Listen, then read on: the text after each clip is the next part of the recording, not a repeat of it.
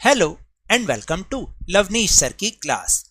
This is Directorate of Education GNCT of Delhi's worksheet number 13, and it is only for class 8 students. It has taken from the subject science, and today we will discuss and understand the topic of nitrogen, means nitrogen gas. We will understand about the nitrogen.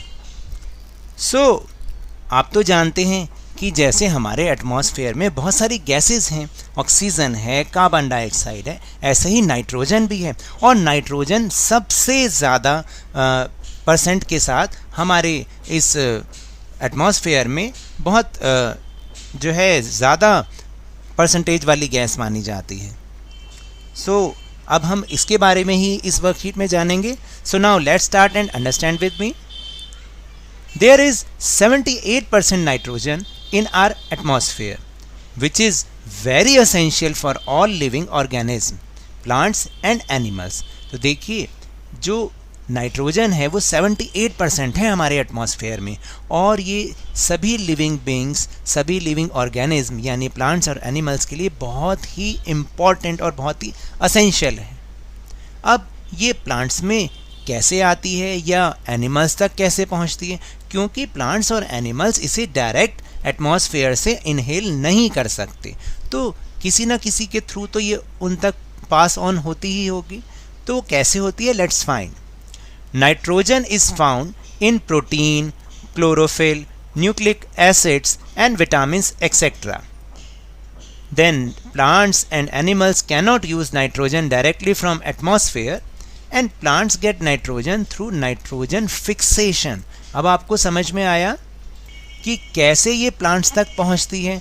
ये through nitrogen fixation के plants इनको absorb करते हैं, क्योंकि plants और animals इसे directly तो atmosphere से नहीं ले सकते ना, तो इसलिए पहले ये प्लांट्स में जाती है और फिर जिन प्लांट्स को एनिमल्स खाते हैं उनसे ये नाइट्रोजन उनके अंदर यानी कि एनिमल्स के अंदर पहुंच जाती है। So what is nitrogen fixation? Let's find and understand. Nitrogen fixation. It is a process in which atmosphere nitrogen gets converted or fixed in the soil into nitrogenous compound that can be used by plants। तो अब आपको समझ में आया कि ये एक process है नाइट्रोजन फिक्सेशन, जिसमें कि जो एटमॉस्फेरिक नाइट्रोजन होती है वो किस में कन्वर्ट होती है, वो नाइट्रोजीनियस कंपाउंड में कन्वर्ट होकर सॉइल में फिक्स हो जाती है, और इस सॉइल से वो प्लांट्स के डिफरेंट पार्ट्स में पहुंच जाती है, और जब वो प्लांट में पहुंच जाती है तो जब जो एनिमल्स उसको खाते हैं तो वो उनके अंदर चली जाती है। फिर next is a bacteria called rhizobium is found in the roots of the leguminous plants which helps in fixation of nitrogen। तो देखिए एक बैक्टीरिया है जिसका नाम है राइजोबियम, वो लेग्यूमिनस प्लांट के रूट्स में पाया जाता है और वो भी नाइट्रोजन की फिक्सेशन में बहुत हेल्प करता है।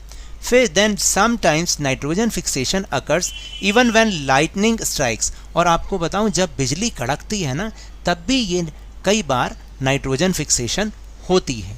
तो ये कुछ तरीके हैं जिनसे नाइट्रोजन फिक्सेशन होती है।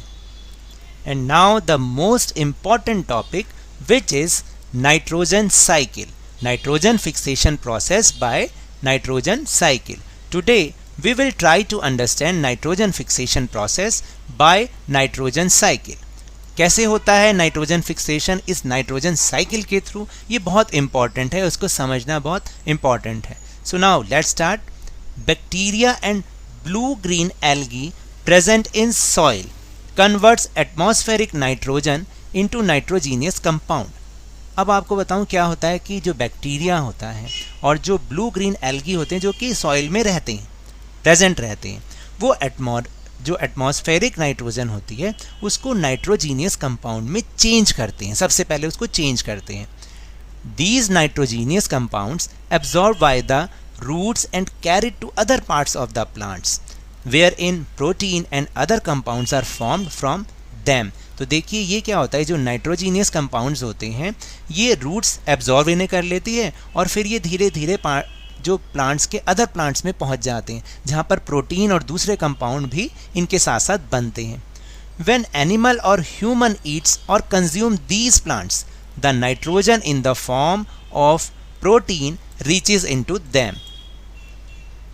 तो जब कोई एनिमल या ह्यूमन इन प्लांट्स को कंज्यूम करता है यानी खाता है, तो नाइट्रोजन जो है प्रोटीन के फॉर्म में उनके अंदर पहुंच जाती है। फिर इसके बाद क्या होता है?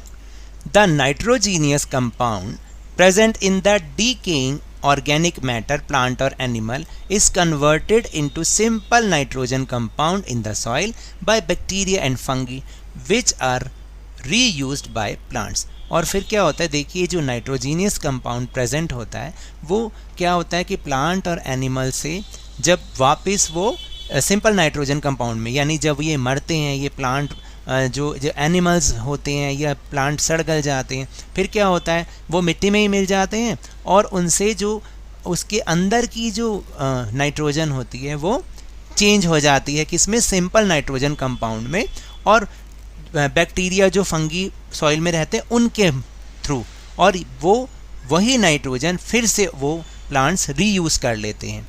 इसके बाद some special bacteria converts nitrogenous compounds into nitrogen gas that goes into the atmosphere. और कुछ स्पेशल बैक्टीरिया होते हैं जो कि इन नाइट्रोजीनियस कंपाउंड्स को वापस से नाइट्रोजन गैस में कन्वर्ट करते हैं और ये गैस वापस से हमारे एटमॉस्फेयर में जाके मिल जाती है। In this way the amount of nitrogen in the atmosphere is almost constant. और इस तरीके से हमारे एटमॉस्फेयर में जो नाइट्रोजन का अमाउंट होता है, जो उसकी मात्रा होती है, वो हमेशा एक जैसी रहती है। ऑलमोस्ट कांस्टेंट मतलब एक जैसी रहती है, ना कम होती है ना ज़्यादा होती है।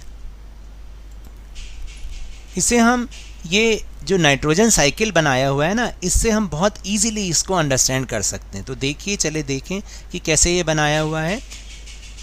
देखिए, सबसे पहले एटमॉस्फेरिक नाइट्रोजन है, वो जो ब्लू ग्रीन एल्गी होते हैं और बैक्टीरिया होते हैं प्रेजेंट सॉइल में प्रेजेंट होते हैं, वो इनको क्या करते हैं, कन्वर्ट कर देते हैं किसमें? नाइट्रोजीनियस कंपाउंड्स में।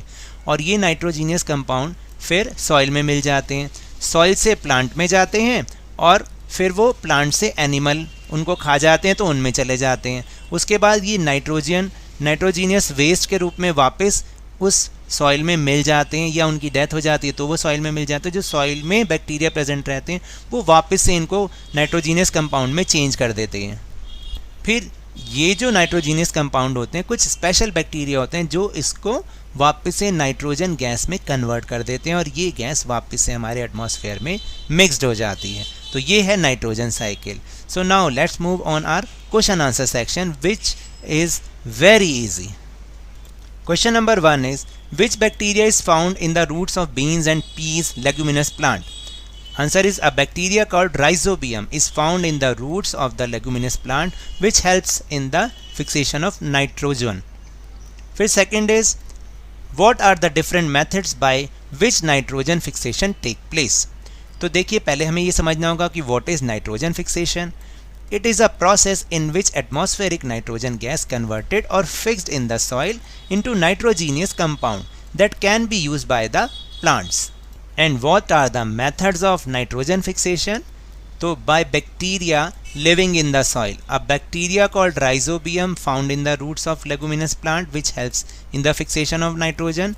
Second is by lightning. Sometimes nitrogen fixation occurs even when lightning strikes. यानी बिजली चमकने से, बिजली के कड़कने से भी ये कभी कभी ऐसा होता है। And the third method is by nitrogen cycle. तो इस तरीके से नाइट्रोजन फिक्सेशन का प्रोसेस होता है। Now the question number 3 is, why is nitrogen necessary for all living beings? Answer is, nitrogen is an essential nutrient for an ecosystem.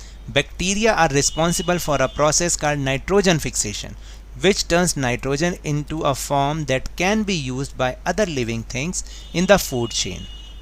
And the last question is, how does the amount of nitrogen in the atmosphere remain constant? तो देखिए, इसमें हम इतने सारे steps लिखने की कोई ज़रूरत नहीं है, आप एक नाइट्रोजन साइकिल बना दें, उससे ये बहुत ईजीली अंडरस्टैंड हो जाएगा।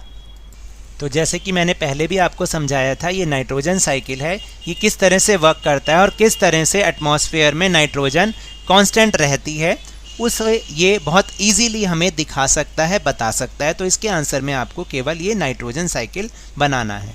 So now that's all for this worksheet. अगर मेरे इस तरह समझाने से आपको थोड़ा सा भी समझ में आया हो तो इस चैनल को ज़्यादा से ज़्यादा सब्सक्राइब कीजिए, लाइक कीजिए और बहुत ज़्यादा शेयर भी कीजिए। और हाँ, मेरे साथ इसी तरह वर्कशीट को समझते रहिए, लेकिन ध्यान और मन लगाकर पूरी मेहनत के साथ पढ़ते रहिए।